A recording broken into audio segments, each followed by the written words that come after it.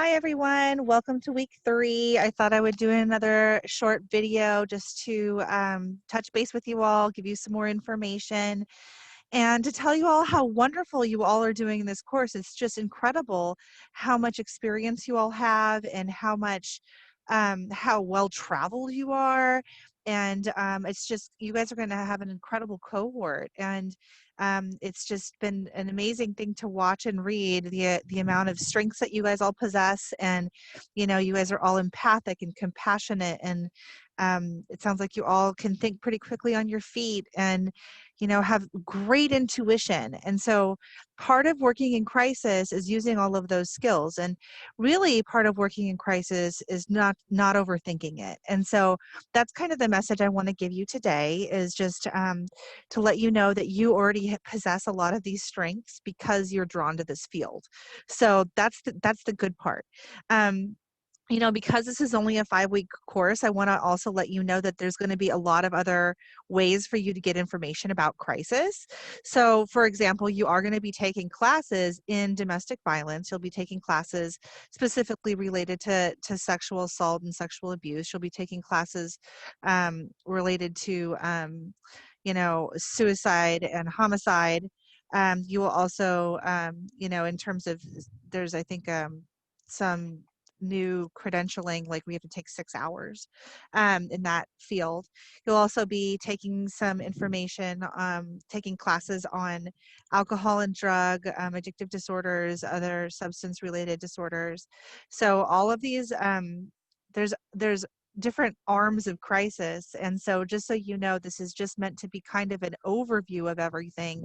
And then you'll be getting into some deeper work as you continue through your work at Antioch. Um, Another thing I wanted to share with you is that I did send you guys a link for the Out of the Darkness event, which is a suicide prevention and awareness event that is being offered next Saturday. And I just want to let you know that it's an optional event. I just thought it would be nice if you wanted to do something more experiential instead of writing. And so basically, if you're interested, I did create a team for you. So all you have to do is join my team, and then you can get the link for the virtual event. Well, there'll be community members that will be sharing their stories, and it will be really beautiful. And then everyone can just go take a walk outside. So it'll be, that's an option for you all if you want to take it or not. Again, that virtual event is called the Out of the Darkness event. It's for suicide prevention and awareness, and it's October 24th at 9 a.m. and it should be about an hour. So if you're interested, please go ahead again and find my announcement and follow the link. Um,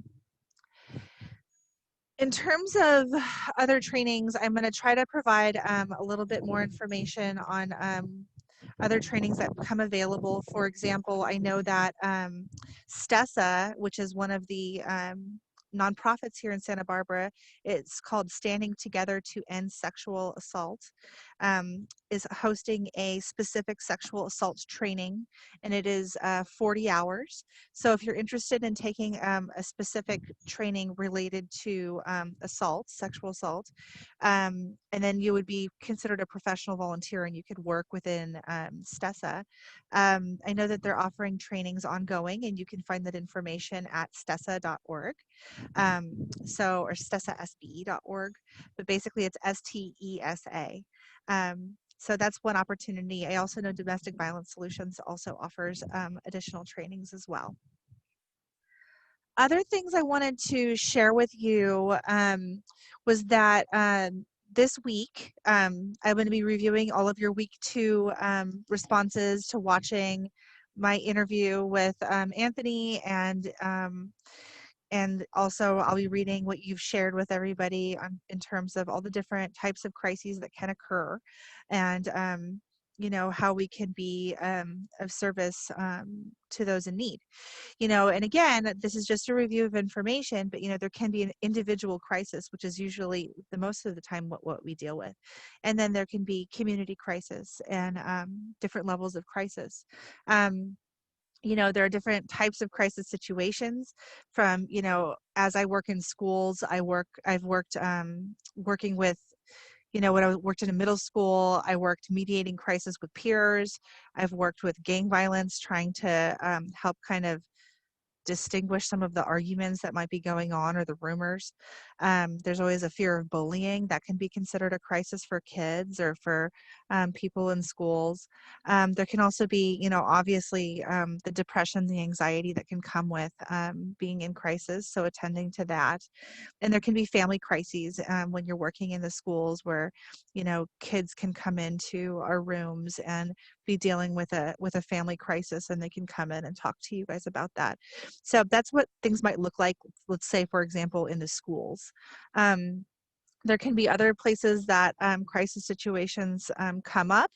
Some of them can be random, and some of them can be, you know, they can be part of almost like, you know, natural disasters or things that are happening, like a car accident or, you know, an act of like a violent crime or, you know, the fires that break out. So things like that. So some things happen that are definitely very out of the blue and shocking for people.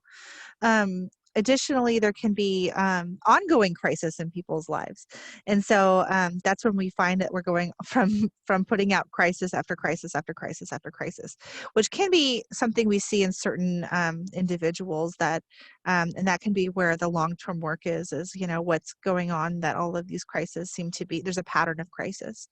Um, there can be other types of crisis situations that come up for people. When it comes to you know, their health, their well-being. I mean, the list can go on and on. And so as you're, you know, as we're reading each other's articles and different crisis situations this week, I just want to show you how vast this term is, crisis, right? And what is a crisis? And basically, you know, what it comes down to is I want you just to notice how we're looking at the hybrid crisis model and how, you know, there's these tasks that we have to do. And a lot of them are really, really basic in that we're just trying to engage somebody. We're trying to understand what's happening. We're trying to listen, and we're trying to gather resources and kind of get them where they need to be. And so, for example, if someone walks into my office, and again, I work at a community college, and let's say they've been sexually assaulted, you know, I do some psychological first aid where I do use the hybrid, either one. I use both of them, but you know, I'm able to gather information and reflect and contain and find safety, and then come up with plans like, do you need to go to the hospital? Do we need to call Stessa and get one of their wonderful advocates to come out and do more assessment with somebody, um, or have them advocate, you know, get the advocates to come and share the different paths someone can take when they've been assaulted. You know, are they interested in resources? Sometimes they're not. Sometimes they're like, you know, I'm not ready yet. I just wanted to come in because you know, I was crying in class. And so, you know, sometimes it's like, okay, well then, you know, let's go, you know, what can you do to take care of yourself today? You know, making plans for the present, you know, like, okay, like, do you need to go home? Do you need to take a nap? Can a friend be with you? So again, it's very, this is not a time where we go too deep into the past. It's a time where almost we're more present oriented, and we're not asking about like childhood.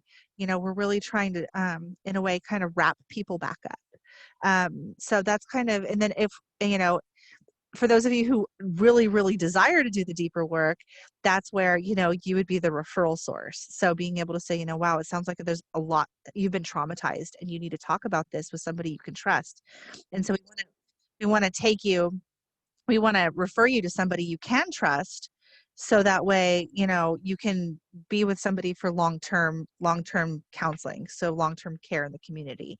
So you might want to be one of those providers. That might be something you're really interested in as a student. Other people are really interested in brief therapy. Other people are really good at crisis intervention. So it kind of just depends, you know, what kind of work you want to be doing, but it's important to know how it all kind of fits together. So just some things to think about. So with that said, the first thing that we always assess for is safety. So this week 3, is about safety. And one of the things that, you know, one of the main changes that's been going on in our field is that systems have been pairing law enforcement with a social worker. And so that's called a CIT team. And you might read about that in your book. And I did post a couple videos. We do have CIT teams in Santa Barbara, both with the sheriff's office and with Santa Barbara Police Department. And those people, the CIT team is one law enforcement officer that's had specific training on mental health. And they are paired with a social worker, and that social worker comes from the County of Behavioral Wellness, and they work together to support people in our community to decrease the amount of people that get incarcerated and instead get treatment or rehabilitation. So the goal is to drive the community like into the right funnels and not necessarily incarcerate everybody. So get people the help that they need. So that's a little bit about what's going on in our community, but I know that this is not true of a lot of places, and especially a lot of places across America and in other cultures. And yet it's funny because in America, a lot of times we are told, if this is an emergency, please call 911. And so, when we're thinking about safety and assessment, 911 is often utilized. A lot of times I've had to make a call clinically because I'm worried about a person's safety.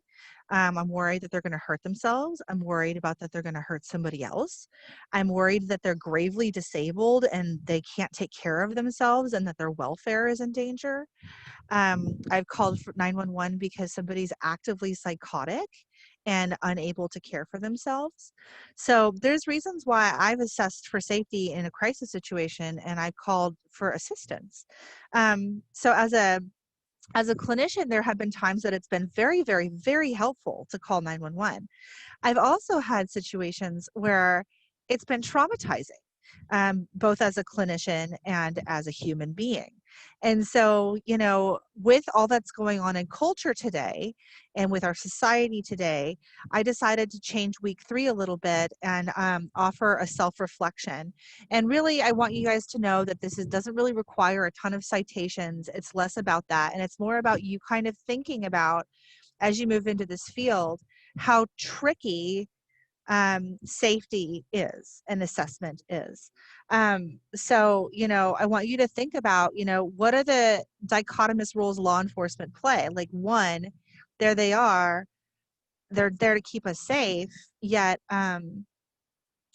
they've been an ally for me as a clinician. And then there's also been times where I've watched somebody that's not been trained really be harmful. And I've seen for myself, people be treated inappropriately. So, how can a law enforcement be both an ally and a barrier? And it might be helpful to look at, how are they helpful? How are they hurtful? And, do you have any biases? And it's important to know about our biases. So I want you to kind of reflect on that. Also, what is the perception of law enforcement as it applies to those working in the mental health field versus the perception of those experiencing the mental health crisis? So a lot of times I've worked with people that have said, please, I do not want you to call the police. And it's like, okay, well, tell me what happened. Tell me what's going on. So, there might be reasons, that make a lot of sense why they want to try to find a different route. And so sometimes that route might be calling out um, the mental health crisis team, or having a friend drive them to the hospital.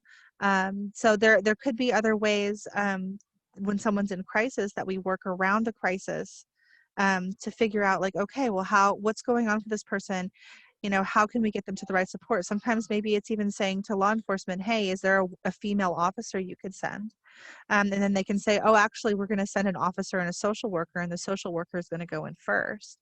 And so there's ways to work around that. And so part of it is we do have to be advocates for our clients. and for ourselves.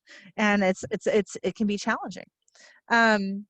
What are the systemic barriers that are contributing to mental health crisis in America? So that could be micro, meso, or macro levels. And, how might that, how does that work to, how do we work to address those client safety concerns?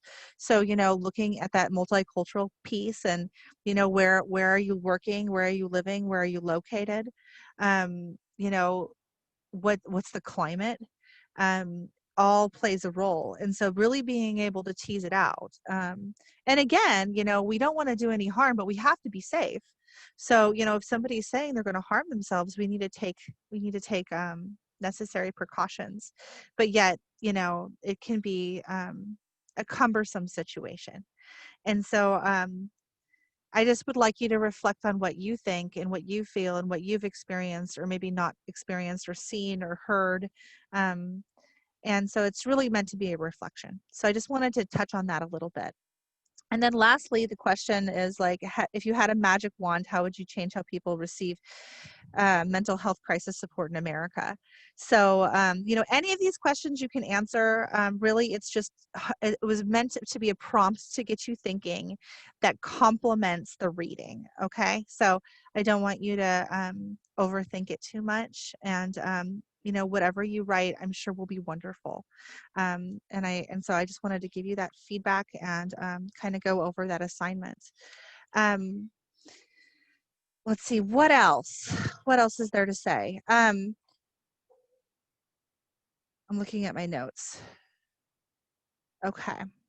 So, in terms of us practicing and for you to be able to see like how some of this works, there's some wonderful psychological first aid videos. So if you do choose to take the option for the final assignment to do the PFA training, you will see videos there. I'm going to also try to tape myself doing a mock session with somebody this week and post that for you guys. And also try to post a couple of mock sessions I can find that might be somewhat decent. That's kind of hard to find. I don't know why, but like sometimes I think it's hard to find some stuff considering the internet is so vast. It's the acting can be just terrible. So but basically, I want you to keep going over the different models and just to understand a little bit of what they look like, so when you're looking at the hybrid model of crisis, looking at the tasks and knowing that they can be linear or circular. They don't necessarily go in an order, and neither do the PFA tasks as well. You might find that you engage and then you start planning for alternatives and then kind of go back over to safety. And it doesn't necessarily mean things are going to go exactly in certain steps. It just basically means you're going to look at the different tasks of crisis intervention, being safety, engaging, problem exploration, providing support, examining alternatives, planning in order to reestablish control, obtaining commitment, and follow-up. So I can give you some basic examples of some of these things in different cases that I've had as well, that might be helpful. So I'm going to probably do a separate video so that way this one's shorter, and then you can click on that one as well. But basically, you want to be looking at safety needs, including, basic needs. So maybe that be food, water, shelter. One of the things that I often do when I'm meeting with students in crisis is I do have water bottles and granola bars in my office, and I offer people water and I offer people food. And a lot of times people are food insecure and housing insecure and aren't taking care of themselves. And so just to be able to sit for a minute and have a little snack and have a drink of water can be really, really helpful. Other people might be not able to eat, but they take it for later. Or I notice that I'll give it to them, and then by the end of session, they're eating it. So after they've talked to me, they eat something, but I like bring them a water and a granola bar, and I'm like, here you go. So we want to look at their basic needs, as well as their psychological needs.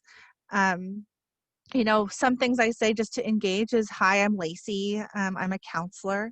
That's all I say. You know, I don't go into my credentials or anything. Just something very, very basic. Um, and then and then being able to say, you know, I'm here for you. Like, what can I, you know, do you just want me to sit with you? I always talk very, very slow, and I almost like whisper, and you can hear my voice kind of sink down a little bit. Like, I don't know, I'm kind of doing it right now, but it's when I'm in session, like I do it. But basically, I always talk very slowly, very calmly, and I never cross my arms or legs. And I'm always trying to be as open as possible with my body language. Um, I try to remember their names if I'm really in a crisis situation. And depending on the person, I may maintain eye contact or I may look away every once in a while because it can make people uncomfortable if you're like staring intensely at them. So, you know, I try to mirror their eye contact, and especially culturally, this eye contact can be a tricky thing. So I want to also mention that with engaging. Um, Using basic listening school skills, asking them, you know, what just happened, you know, what they saw, what they noticed, what's going on for them. Using a lot of open-ended questions and clarifying your intentions of, okay, I'm just here to support you, I'm here to help. And you know, letting them just talk it out a little bit, so allowing that space, holding space for catharsis. And we want to do that without escalation, which can be tough sometimes. So that means that, you know, we want to let them talk about it, but we don't want to let them fall apart. We don't want to make it so all of a sudden, like, we can't wrap them back up. Um, so when I notice that people are getting a little too wound up, I tend to do things like grounding exercises with them, or, you know, just noticing for them, like, hey, I notice that you're getting really worked up. Let's take a minute. You know, I want you to take care of yourself. You know, let's just take a second here. So, you know, sometimes it's just a simple reflection. Um, you know, sometimes, you know,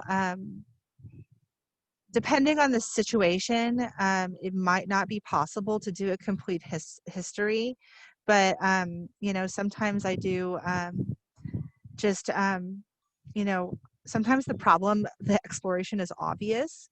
Like, for example, I worked with a couple community members last year where someone had been hit by a hit hit and killed on their motorcycle, and a bunch of people had seen it. And so I was just sitting with some people that were on the street, and I didn't need to ask them what the problem was because I know what the problem was. They had just seen somebody pass away. And so, you know, that task I could skip, you know. So it was more about sitting with them and providing that support and being able to say, hey, are you okay?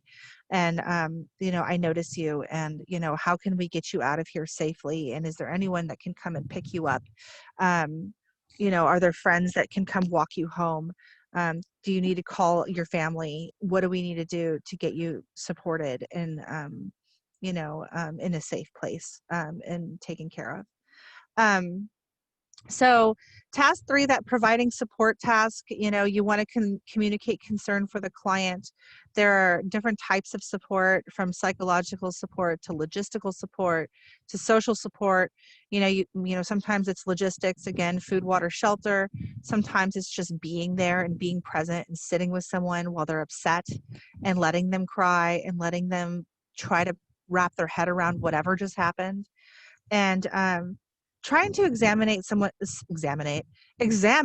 someone's support system, specifically their primary support system. So, you know, someone might not have a ton of support while other people, you know, are pretty supported. So, you know, you want to kind of tap into, you know, how do they feel about accessing support? Have they ever accessed support in the future? Who do they talk to about, you know, things like if they've had a bad day? Like, do they call anybody? Like, do they talk to their friends or their family or a roommate?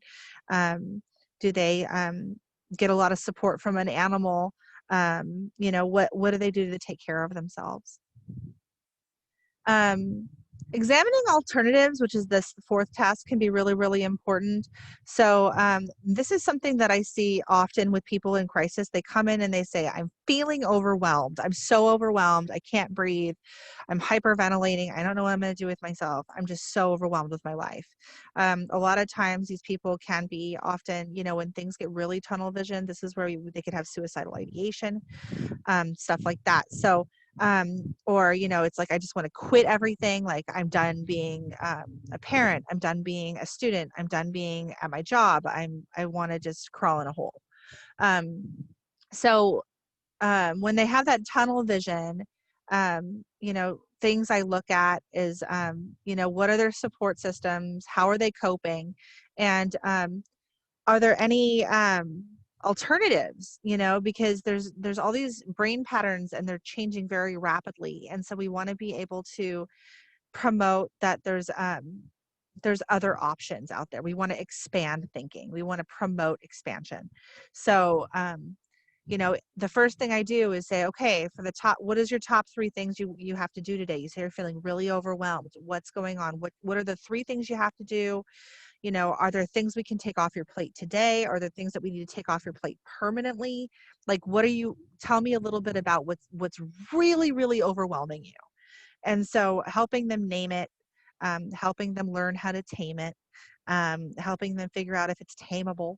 Um, are these problems something that they kind of have to sit with for a while? Like sometimes financial stress is not something that can be fixable overnight. So, depending on what the crisis is at hand, we want to be able to realistically explore some of it with people, and offer some alternatives, and also promote hope ultimately. So again, we want to with that tunnel vision and with that promoting expansion, we can begin to help the client take back their power. And that means task 5, which is like reestablishing control. So, we want to help them create a plan, even if it's a plan for the afternoon, even if it's a plan for that day. It could be a plan, a 3-step plan. Like, let's do these 3 steps, or let's take this 1 step. So helping them to see that they have some control, even if the whole even if things are chaotic. Um, a good plan, is typically pretty clear and realistic, and it has to be motivated by the client, which is super hard. So that's the hard part about crisis, is we also have to, we want to be collaborative in nature, and at the same time we have to make sure that the client's on board, and that's something that's common in crisis. We're like, okay, we got this plan, I got this plan for you, and they're like, no, I'm not, I don't know if I'm really gonna do that. Like, I'll ask people, like, on a scale of 1 to 10, like, you know how sure are you that you're going to do these steps? What do you think? Are you motivated to do these steps? And sometimes they're like, I'm like a 2. And I'm like, I appreciate your honesty. Is there any way I can get you to a 3? you know so sometimes we have to be realistic with our expectations as well. Sometimes things have to be immediate. Sometimes things are really necessary to be, depending on the crisis, where we need immediate action. And sometimes things can take days, or weeks. So trying to understand and wrap your head around, like, what's the frame, and what time frame do I really need to be working towards. And again, task 6, that's obtaining that commitment. um, Sometimes you think the planning's going super easy, and you're like, yeah, man, I got this great plan. And then all of a sudden it's like, that person's not going to go through with their part of the plan. Then um, it can, then we need to really relook, readdress, and reassess the situation. So basically, we should never be imposing our commitment on people. And so, we might need to change things, or revise the plan. So you might find that you might need to go back and forth a little bit. And then follow up can be necessary. May that be within the next day, or in within the next few days or weeks or months.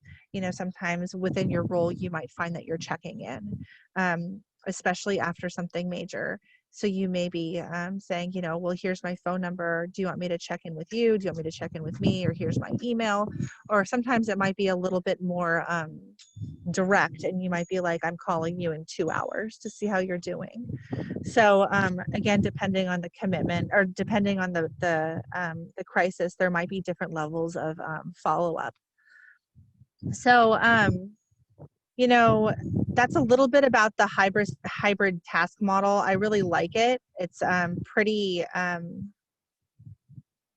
universal, and it can be used in so many different types of crises. So I just wanted to review that with you because I feel like that's like a really, really, really important part of crisis work. And it sounds like from all of your experience in this class that so many of you have dealt with crisis before and have used these skills before. But now we're just trying to put them in a different context. So you may have found that you have done some of this work in past professions, or as a friend, or as a family member. A lot of times, helpers don't come to this field because we have no experience. Something's happened that has prompted us to realize, like, oh, I'm pretty good at this. So anyway, this is just, again, an overview of some of the skills that we use in crisis. So in the scheme of things, I don't want to make this one video too long. So I'm going to go ahead and stop right there, and then I'll go ahead and pick up again, and we'll do another video very soon. So I hope you have a good rest of your day. And again, this is a little bit of an overview of some crisis information and just the stuff that's been going on in our class, and the assignment that's going to be due for week 3 as we head into the last couple weeks of our short course. So I hope you guys are all holding up okay. I know that you're still probably getting your footing with everything, and technologically this is a lot. So I'm hoping you are taking care of yourself and getting away from your computer screen every once in a while. And I look forward to reading all of your responses this week regarding week 2. So take care and talk soon. All right. Bye-bye.